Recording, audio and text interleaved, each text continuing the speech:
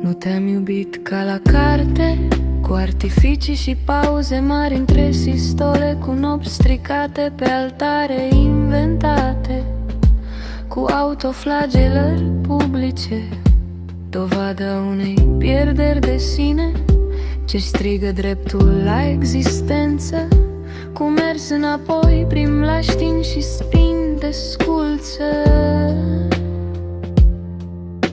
cu dat cu capul de pereții interiori ai neputinței, cu învârtit fiare înroșite în focul disperării,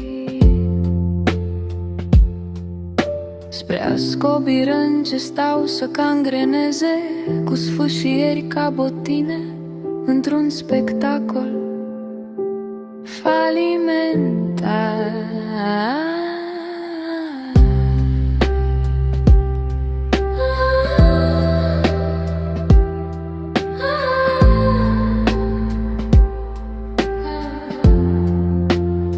Nu te-am iubit cu imaginare, prăbușiri de la etajele superioare ale minții, și nici nu m-am sacrificat zeilor ce scolcăie în carne. Nu te-am iubit regulamentar, cu felinar roșu la poarta dorului și cu chiloții în vine de nerăbdare prea coaptă.